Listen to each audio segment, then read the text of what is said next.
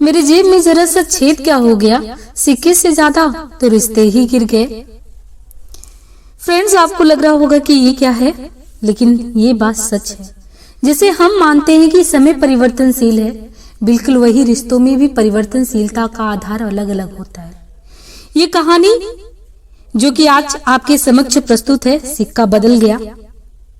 सिक्का बदल गया कहानी, जिसकी लेखिका है कृष्णा सोबती, और कृष्णा सोबती जी को एक तरीके से हिंदी साहित्य संसार में महत्वपूर्ण और सम्मानित कथाकार के रूप में हम जानते हैं। उनके तमाम उपन्यास और कहानियां हमारे समक्ष हैं, जो एक तरीके से जीवन के अंतरंग को पहचानने और उसे कथात्मक रूप प्रदान करने में एक अपने कलात्मक बौद्धिक का स्तर का परिचय देते हैं। देश विभाजन के उपरांत लेखकों की जो नई पीढ़ी सामने आई, उसमें कृष्णा जी ने बहुत जल्दी अपनी पहचान बना ली थी। उनके तमाम 24 कहानियां संकलित हैं एक बादलों के घेरे में करके एक कविता संग्रह है, कहानी संग्रह, एकमात्र कहानी संग्रह जो बादलों के घेरे हैं, जो कि 1980 में प्रकाशित हुआ, जिसमें कुल मिलाकर 24 कहानियां हैं। उस कहानी में एक कहानी है सिक्का बदल गया।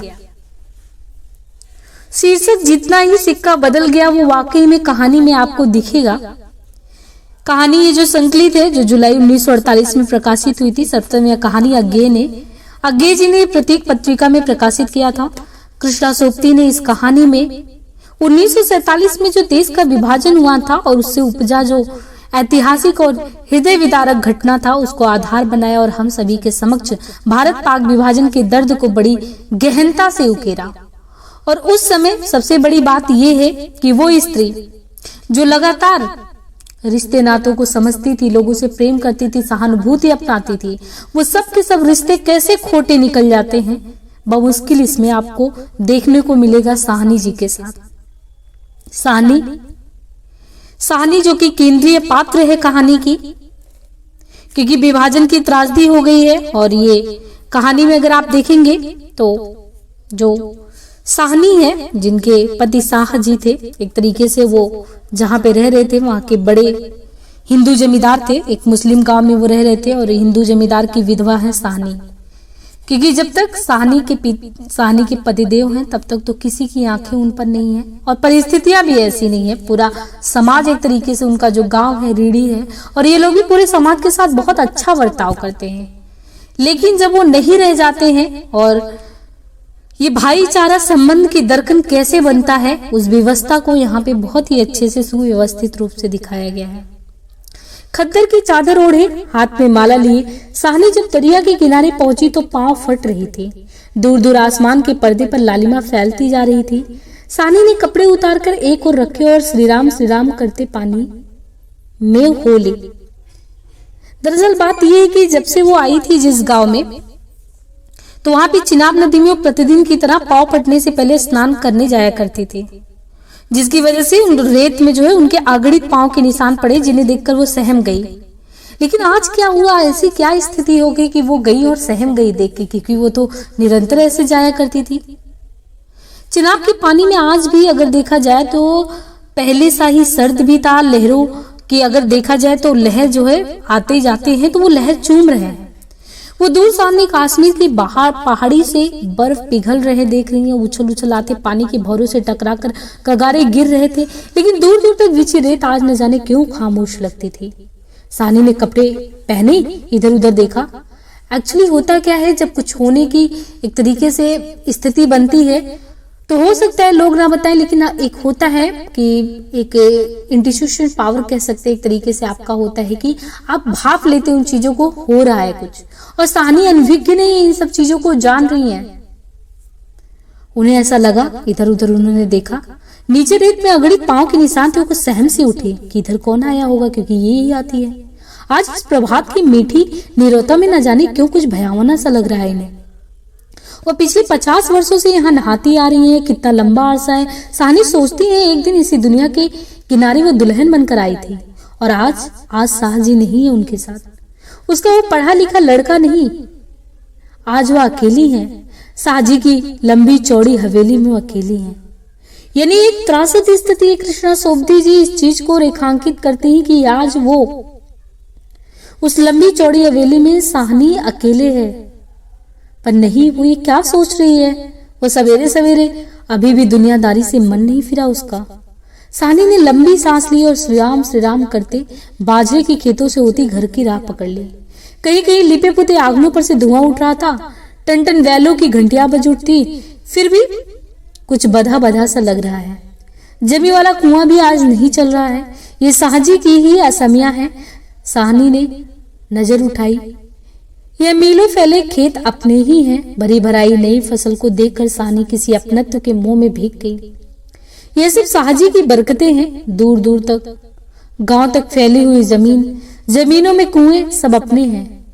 साल में 3 फसल जमीन तो सोना उगलती है। साहनी कुएं की ओर बढ़ी, आवाज दी, सेरे सेरे, हसैना हसैना। सेरा साहनी का स्वर पहचानता है, वो न पहचानेगा। अपनी माँ जैना के मरने के बाद वह साहनी के पास ही पलकर बड़ा हुआ। उसने पास पड़ा गड़ासा सटाले के ढेर के नीचे सरका दिया, हाथ में हुक्का पकड़कर बोला, ए हसैना सैना। साहनी की आवाज उसे कैसे हिला गई। अभी तो वह सोच रहा था कि उसे साहनी की ऊंची हवेली की अंधेरी कोठरी में पड़ी सोने चांदी की संदूकचियां उठाकर की, तभी सेरे गुस्से से भरा आया। किस पर निकाले अपना क्रोध। साहनी पर चीख कर बोला, ये मर गई है, अब तू मुझे मौत दे दे। हसैना आटे वाली कनाली एक और रख जल्दी जल्दी बाहर निकली। ये आई का छावले सुबह सुबह तप रहा है। अब तक साहनी नजदीक पहुंच चुकी थी, सेरे की तेजी सुन चुकी थी। प्यार से बोली, हसैना ये वक्त लड़ने का है, वह पागल है, तू तो ही जिगरा कर लिया कर। जिगरा? हसैना ने मान भरे स्वर में कहा। साहनी, लड़का आखिर लड़का ही है। कभी सेरे से भी पूछा है कि मुंह अंधेरे ही क्यों गालियां बरसाई हैं इसने। साहनी ने लाड़ से हसैना की पीठ पर हाथ फेरा, हंसकर बोली, पगली, मुझे तो लड़के से बहु प्यारी है सेरे। हाँ साहनी, मालूम होता है रात को कुलवान के लोग आए हैं यहाँ, साहनी ने गंभीर स्वर में कहा। सेरे ने जरा रुककर घबरा कर कहा, नहीं साहनी। सेरे के उत्तर की अनसुनी कर साहनी जरा चिंतित स्वर से बोली, जो कुछ भी हो रहा है अच्छा नहीं है। सेरे, आज साज ही होते तो शायद कुछ बीच बचाव करते, पर इतना कहते कहते साहनी रुक गई। आज क्या हो रहा है? साहनी को लगा जैसे जी भर भर आ रहा है। साहजी को बिछुड़े कई साल बीत गए, पर आज कुछ पिघल रहा है। शायद पिछली स्मृतियां आंसुओं को रोकने का प्रयास करती हैं। उसने हसैना की ओर देखा और हल्के से हंस पड़ी। और सेरा सोच ही रहा है क्या कह रही है साहनी आज साहनी क्या कोई भी कुछ नहीं कर सकता। ये हो के रहेगा, क्यों नहीं होगा। हमारे ही भाई बंधुओं से सूद ले लेकर साहजी यानी साहनी के जो पतिदेव हैं, साहजी सोने की बोरियां तोला करते थे। प्रतिहिंसा की आग सेरे की आंख में उतर आई। गड़ासे की याद हो आई। साहनी की ओर देखा नहीं सेरा। इन पिछले दिनों में 30-40 कत्ल वो कर चुका है, पर वो ऐसा नीच नहीं है। सामने बैठी साहनी नहीं, साहनी के हाथ उसकी आंखों में तैर गए। वह सर्दियों की रातें कभी कभी साहजी की डांट खा के वह हवेली में पड़ा रहता था, और फिर लालटेन की रोशनी में वह देखता है साहनी के ममता भरे हाथ दूध का कटोरा थामे हुए। सेरे उठ पी ले। सेरे ने साहनी की झुर्रियां पड़ी मुंह की ओर देखा तो साहनी धीरे से मुस्कुरा रही थी। सेरा अंदर से विचलित हो गया। आखिर साहनी ने क्या बिगाड़ा है हमारा। साहजी की बात साहजी के साथ की, वह साहनी को जरूर बचाएगा। लेकिन कल रात वाला मशवरा वो कैसे मान गया था। फिरोज की बात, सब कुछ ठीक हो जाएगा, सामान बांट लिया जाएगा। साहनी, चलो तुम्हें घर तक छोड़ाऊं। साहनी उठ खड़ी हुई। किसी गहरी सोच में चलती हुई साहनी के पीछे पीछे मजबूत कदम उठाता सेरा चला आ रहा था। संकित सा इधर उधर देखता जा रहा। अपने साथियों की बातें उसके कानों में गूंज रही, पर क्या होगा साहनी को मारकर। साहनी, हाँ सेरा चाहता है कि सिर पर आने वाले खतरे की बात कुछ तो साहनी को बता दे, मगर वो कैसे कहे। साहनी ने सीधा अपना जो सिर है वो ऊंचा उठाया। आसमान धुएं से भर गया था। सेरे जानता है यह आग है। जबलपुर में आज आग लगनी थी, लग गई। साहनी कुछ ना कह सकी। उसके नाते रिश्ते सब वही हैं। हवेली आ गई। साहनी ने शून्य मन से ड्योढ़ी में कदम रखा। सेरा कब लौट गया उसे कुछ पता नहीं। दुर्बल सी देह और अकेली बिना किसी सहारे के न जाने कब तक वह पड़ी रही। साहनी दोपहर आई और चली गई। हवेली खुली पड़ी है। आज साहनी नहीं उठ पा रही है, जैसा उसका अधिकार है स्वयं ही उसे छूट रहा है। साहजी के घर की मालकिन, लेकिन नहीं, आज मोह नहीं हट रहा। मानो पत्थर की हो गई हो। पड़े पड़े सांस हो गई, पर उठने की बात फिर भी नहीं सोच पा रही। अचानक रसूली की आवाज सुनकर चौंक उठी। साहनी साहनी सुनो, ट्रकें आती हैं लेने। ट्रकें? साहनी इसके सिवाय और कुछ ना कह सकी। हाथों ने एक दूसरे को थाम लिया। बातें की बात में खबर गांव भर में फैल गई। बीबी ने अपने विकृत कंठ से कहा, साहनी आज तक कभी ऐसा ना हुआ, ना कभी सुना। गजब हो गया, अंधेर पड़ गया। साहनी मूर्तिवत वहीं खड़ी रही। नवाब बीबी ने स्नेह सनी उदासी से कहा, साहनी हमने तो कभी सोचा ही नहीं था। साहनी क्या कहे कि उसी ने ऐसा सोचा था क्या आज के लिए। नीचे से पटवारी बेगू और जेलदार की बात सुनाई दी। साहनी समझी कि वक्त आन पहुंचा। मशीन की तरह नीचे उतरी, पर ढेवड़ी न लांग सकी। किसी गहरी, बहुत गहरी आवाज से पूछा, कौन है वहां? कौन नहीं है आज वहां? सारा गांव है जो उसकी इस कार्य पर नाचता था। कभी उसकी आसामियां जिन्हें उसने अपने नाते रिश्तों से कभी कम नहीं समझा, लेकिन नहीं, आज उसका कोई नहीं। आज वह अकेली है, या भीड़ की भीड़ उसमें कुल्लुआल के जाट। वह क्या सुबह ही नहीं समझ गई थी ये बातें? बेगू, पटवारी और मस्जिद के मुल्ला इस्माइल ने जाने क्या सोचा। साहनी के निकट आ खड़े हुए। बेगू आज साहनी की ओर देख नहीं पा रहा। धीरे से जरा गला साफ करते हुए कहा, साहनी रब नू यही मंजूर सी। साहनी के कदम डोल गए, चक्कर आया और दीवार के साथ लग गई। इसी दिन के लिए छोड़ गए थे शाहजी उसे। बेजान सी साहनी को देखकर बेगू सोच रहा है क्या गुजर रही है साहनी पर, मगर क्या हो सकता है, सिक्का बदल गया है। साहनी का घर से निकलना छोटी सी बात नहीं। गांव का गांव खड़ा है हवेली के दरवाजे से लेकर उस दारे तक जिसे शाहजी ने अपने पुत्र की शादी में बनवा दिया था। तब से लेकर आज तक सब फैसले, सब मशवरे यही होते रहे। इस बड़ी हवेली को लूट लेने की बात भी यही सोची गई थी। या नहीं कि साहनी कुछ न जानती हो, जानकर भी अनजान बनी रही। उसने कभी बैर नहीं जाना, किसी का बुरा नहीं किया, लेकिन बूढ़ी साहनी ये नहीं जानती कि सिक्का बदल चुका है। देर हो रही थी। थानेदार दाऊद खां जरा आकड़ कर आगे आया और ढेवड़ी पर खड़ी खड़ी जो निर्जीव छाया को देखकर ठिठक गया। वह साहनी है जिसके शाहजी उसके लिए दरिया के किनारे खेमे लगवा दिया करते थे।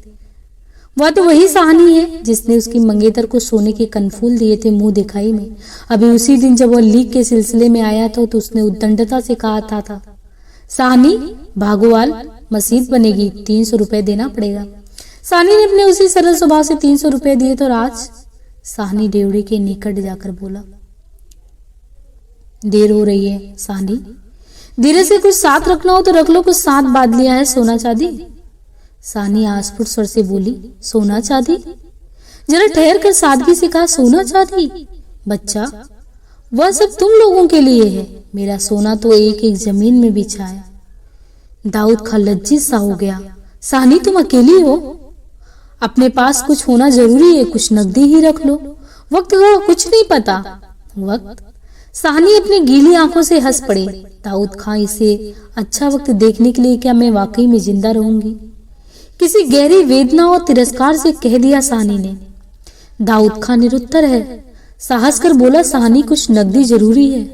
नहीं बच्चा, मुझे इस घर से साहनी का गला रूंध गया। नकदी प्यारी नहीं, यहाँ की नकदी यही रहेगी।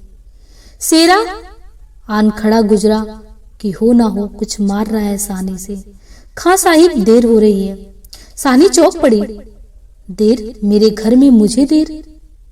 आंसुओं की भौर में न जाने कहां से विद्रोह उमड़ पड़ा। मैं पुरखों की इस बड़े घर की रानी और मेरा ही अन्न पर पला हुआ, यानी शेरे को इस तरीके से कहता। अंदर से जब आप किसी को इतना मानते, इतना चाहते हैं, वो शेरा जो जीवन पर्यंत उनके साथ रहा, आज वो लालचवश उसका रिश्ता वही है कि सिक्कों की तरह बदल गया है। वो सब कुछ हड़प लेना चाहता है। साहनी ने तो कभी भी बेईमानी नहीं की, उसको अपना समझी। तो जब आप किसी के साथ इस तरीके से ईमानदारी के साथ पेश आते हैं और उस रिश्ते में कड़वाहट आ जाती है, तो फिर आप नहीं समझ सकते कि भावनात्मक स्तर पे आपको कितना बड़ा धक्का लगता है। साहनी के साथ आज वही हुआ है। मैं पुरखों की इस बड़े घर की रानी और मेरे ही अन्न पर पला हुआ सेरा नहीं है, सब कुछ नहीं। ठीक है, देर हो रही है पर नहीं। साहनी रो रो कर नहीं, शान से निकलेगी। इस पुरखों के घर से मान से लागेगी। यह देहरी जिस पर एक दिन वह रानी बनकर आ खड़ी हुई थी, अपने लड़खड़ाते कदमों को संभाल कर साहनी ने दुपट्टे से आंख पोंछी और ढेवड़ी से बाहर हो गई। बड़ी बुढ़िया रो पड़ी। किसकी तुलना हो सकती थी इसके साथ? खुदा ने सब कुछ दिया था, मगर दिल बदले, वक्त नहीं बदलना चाहिए। साहनी ने दुपट्टे से सिर ढांपकर अपनी धुंधली आंखों में से हवेली को अंतिम बार देखा। शाहजी के मरने के बाद भी जिस कुल की अमानत को उसने सहेज कर रखा, आज वो उसे धोखे दे गई। साहनी ने दोनों हाथ जोड़ लिए। यही अंतिम दर्शन था, यही अंतिम प्रणाम था। साहनी की आंखें फिर कभी इस ऊंची हवेली को न देख पाएगी।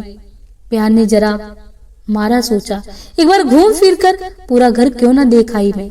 जी छोटा हो रहा है, पर जिनके सामने हमेशा बड़ी बनी रही उसके सामने वह छोटी ना होगी। इतना ही ठीक है, बस हो चुका।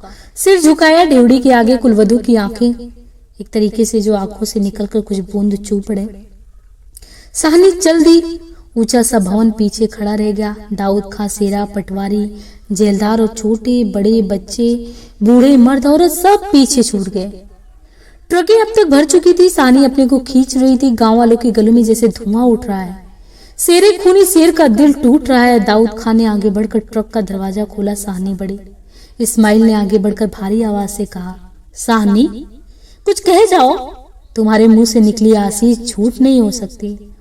और अपने साफे से आंखों की पानी को पोंछते हुए साहनी ने उठती हुई हिचकी को रोककर रुधे रुधे स्वर से कहा, रब्बा तूने सलामत रखे बच्चा, खुशियां बख्शे। वो छोटा सा जनसमूह रो दिया। जरा भी दिल में मैल नहीं साहनी के, और हम साहनी को नहीं रख पाए। शेरे ने बढ़कर साहनी के पांव छुए। साहनी कुछ कर नहीं, मतलब कि साहनी कोई कुछ नहीं कर सका। राज भी पलट गया, यानी जो वहां के लोग थे, क्योंकि गांव में सब लोग उनको छोड़ने आए थे। अरे उस गांव की मालकिन थी साहनी। समय बदल गया। भारत पाक विभाजन की त्रासदी में लिखा गया, जब अपने जगहों को छोड़ना पड़ा।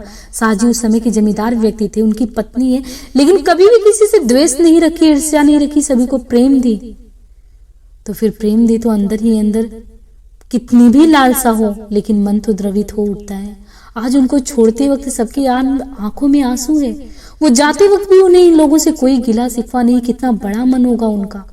वो जाते हुए भी इनको आशीर्वाद दे रही हैं, आप सभी सुखी रहें। वो कुछ भी नहीं ले जा रही है, सोने चांदी का उनका मोह नहीं। सच्चा जीवन तो यही है कि जीवन तो हमें मिला है इसी प्रकार, पीछे बहुत कुछ रह जाएगा, हमारे साथ कुछ नहीं जाएगा। साहनी इस बात को बहुत अच्छे से समझती हैं। साहनी कोई कुछ नहीं कर सका। राज भी पलट गया। साहनी ने कांपता हुआ हाथ शेरे के सिर पर रखा और रुक रुक कर कहा, तेनू भाग जगड़ चन्ना, ये वही शेरा है जिनको आशीर्वाद दे रही है साहनी। ओजा द तेरे भाग्य जागे। दाऊद खान ने हाथ का संकेत किया।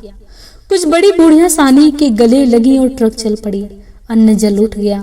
वह हवेली, नई बैठक, ऊंचा चौबारा, बड़ा पसार एक एक करके घूम रहे हैं साहनी की आंखों में।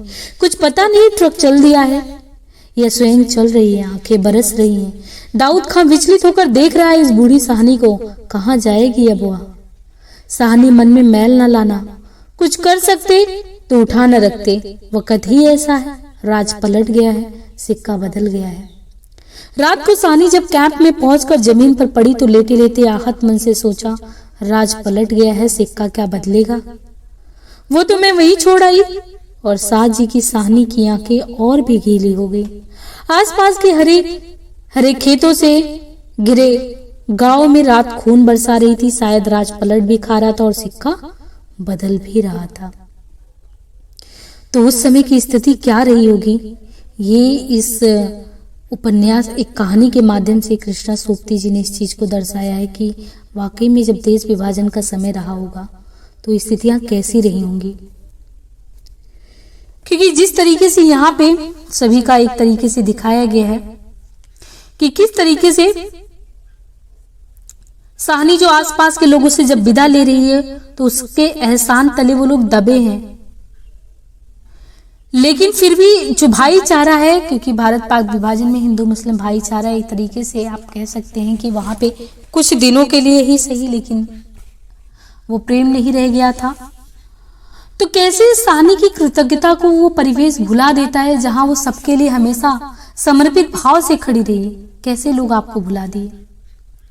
भावनाओं को कुचले जाने की गंध पूरी कहानी में। बाहर से अच्छा व्यवहार पर अंदर से उबलता आक्रोश इसमें साफ पढ़ा जा सकता है। तो वाकई में ये कहानी इसके बारे में कमलेश्वर जी ने कहा भी है कि कृष्णा जी अपने समय और खंडित संस्कृति के उन बड़े प्रश्नों को लेकर रचनागत हुई जो किसी विराट दृष्टि वाले लेखक के हिस्से की बात होती है। और यह इतिहास या दायित्व तो कुछ ही लेखकों को सौंपता है। आखिर आप कैसे जान पाते कि उस समय ऐसी भी त्रासद स्थितियां रही होंगी, कितनों की भावनाओं को ठेस लगा होगा, कितने चोट बाहरी चोट से नहीं बल्कि आंतरिक चोट से चोटिल हो गए होंगे। साहनी जैसे न जाने कितने होंगे जिनके अपनत्व का भाव उस चंद पलों में मिट गया होगा, वो त्रासद जीवन बन गया होगा। ऐसी तमाम उपन्यास और कहानियों को सुनने के लिए आप इस चैनल को इंडिया और प्राइड को सब्सक्राइब कर सकते हैं, अपना प्यार बनाए रख सकते हैं, क्योंकि आपका विश्वास, आपका प्रोत्साहन ही एक तरीके से हमारे लिए प्रेरणा का काम करेगा। जिंदगी को समझने के लिए सबसे बेहतर जो चीजें हो सकती है उनमें से एक है इन लेखकों द्वारा उन कहानियों के माध्यम से चीजों को समझना, जानना, क्योंकि समय के साथ हमारे पास बहुत ही सीमित समय है और जानना बहुत कुछ है। और सीमित समय में बहुत कुछ जानना, जो बीत गया, जो आने वाला, जो वर्तमान चल रहा है, जो हमारा परिवेश कह रहा है, वो सब समाहित होता है एक जगह, और वो होता है हमारा हिंदी साहित्य संसार। सभी का हित जिसमें निहित है वही है कहानी। और इसी बीच ये कहानी प्रस्तुत था आपके बीच कृष्णा सोपती जी की सिक्का बदल गया। आज के लिए इतना ही।